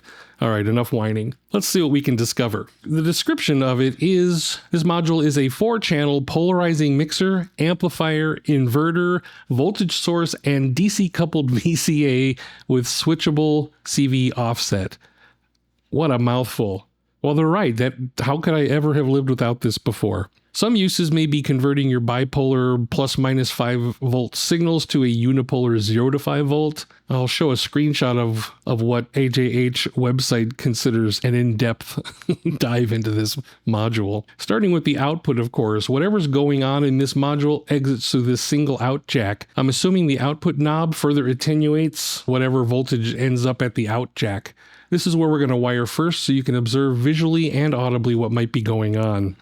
So I have out going right here to data. I have the data spy phone right here, watching the green trace because we're plugged into the first channel. If I raise this knob here, knob 1, I'm opening my filter. That's all this is doing right now. I'm generating voltage. So without anything jacked in, this pot becomes a voltage source or generator in a large range from ± 6 volts, which is 12 volts peak to peak. Can you see here, without any voltage coming out, it's at -6 volts. And if I raise this knob all the way up,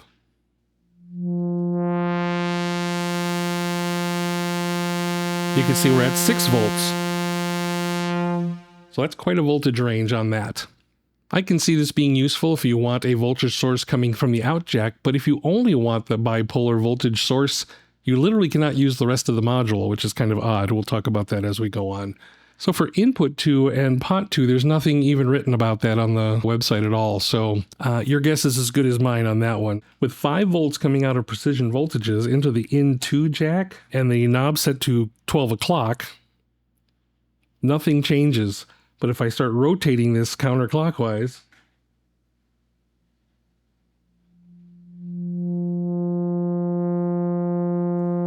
so now the filter gets opened because now we're at 0 volts. Roughly. And if I turn it the other way, we're at like a -10 volts. Input 3 has a built-in 2 times gain to the input voltage. So if we're talking about 5 volts in this wire and the pot is turned all the way down, it's going from a -6.2 volts all the way to a positive 4.68 or something like that. So I got, again, 5 volts here times 2 would be plus 4. Yeah, okay. I guess that math works. And again, as you're turning these potentiometers, I'm not, this is the thing I'm not really sure what I'm looking at, because I'm turning the pot up and the filter's closing. Well, I guess maybe I was putting out a negative voltage.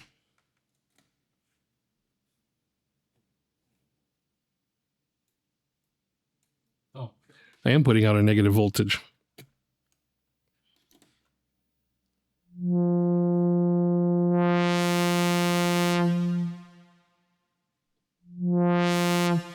All right, so I guess that makes a little sense. Now our last one is this pot 4. So this pot can be used as a CV offset for the in4 CV, as well as the VCA out voltages. I don't really want to fuck with that. I do wish that AJH synths in general did a better job of labeling ins and outs like other manufacturers. So, true story. For 2 years, I was not aware that the master jack on the dual cascading VCA was an input. All this time I thought it was an output because it was not clearly labeled with inverse text and background like so many other modules do. Just a complaint, especially for how pricey these modules are. I don't know. Somebody please tell me what the usefulness of this is. I have 5 volts coming in. I turn the pot up to get to 0 volts from a -6. If I turn it down, I get nothing. I get nothing because I'm down below the threshold. And then if I flip the switch down to inverse this, now I don't get anything going up, but I'll get something going down because it's inversed. I mean, I guess that makes sense like that, but what good does that do? So now I've taken all 3 outputs from precision voltage and round them into 1, 2, and 4 pots down here, and I wind up with getting a little bit of an understanding of what might be going on. The fact that these all affect each other in some way. And I mean, I get the idea of summing voltage. You're adding all these voltage sources, like 15 volts coming in these wires, and then you're using these 3 pots to offset them and mix them together. That then comes out this one wire and goes to wherever your destination is. I just don't see the use of this. So that's the thing I want to ask you guys, the community. What use is this? It's supposed to be the most useful utility in all of modular, but I'm not seeing it because I don't know. And I'm not saying it isn't useful. I'm saying I don't understand its usefulness.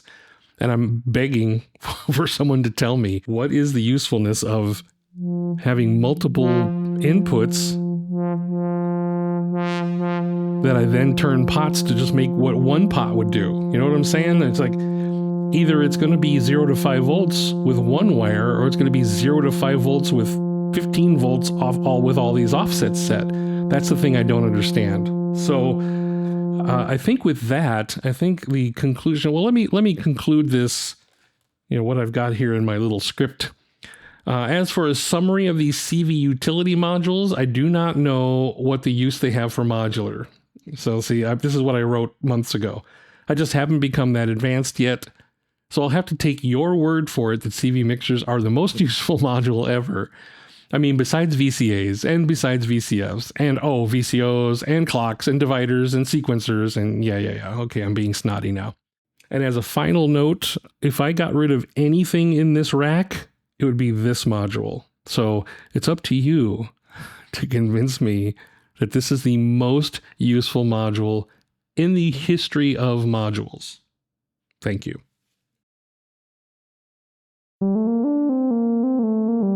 I guess I'll just stub in my final analysis here. I don't have a song, which is probably good for you. Maybe I'll come up with one before I finish editing this piece. But for now, here's what I have. I have my Model D, which is the thing that I wanted up here. So I got my 84 HP of classic Model D, Moog Model D, up at the top. I've got some utilities down here. I really love precision voltages. The LFO is very handy and very easy to use. Ring SM is wonderful with the subs. I'm not so convinced on the ring mod part of it yet, but I really love the sub voices coming out of here.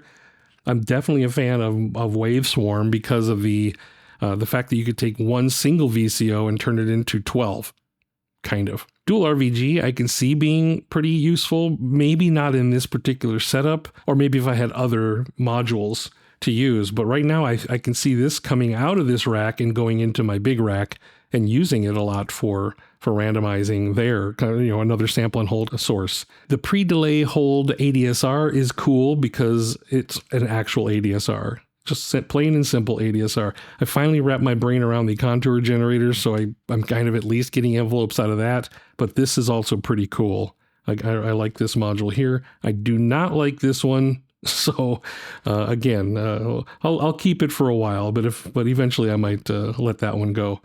As far as what's next for this setup, I did put a stop on buying any more things because of the whole net zero philosophy, and I had a whole bunch of stuff I haven't really gone through yet. So I'm not buying any more modules anytime soon, but there's a couple more that I had my eye on, and I know this is going to sound like the rest of the stock, but it's the Sonic XV diode ladder filter I would really like to get. I'd like to get the multi-burst envelopes module.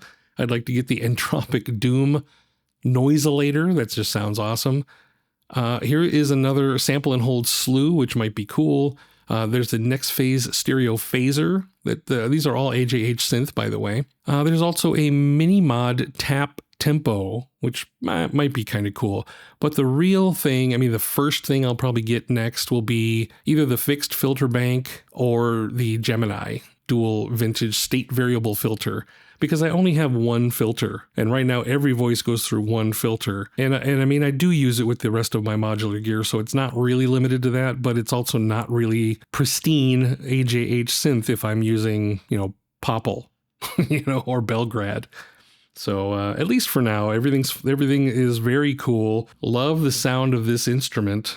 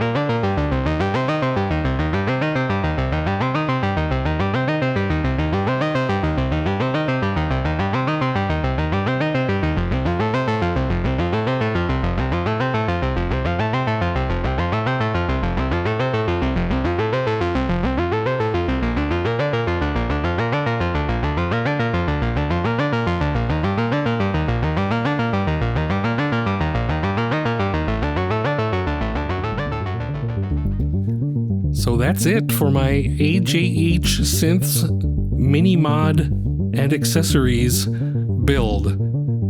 It has been almost 2 years since I purchased these modules, and I have been scripting and recording and re-recording and trying over and over to do this demo for what feels like forever.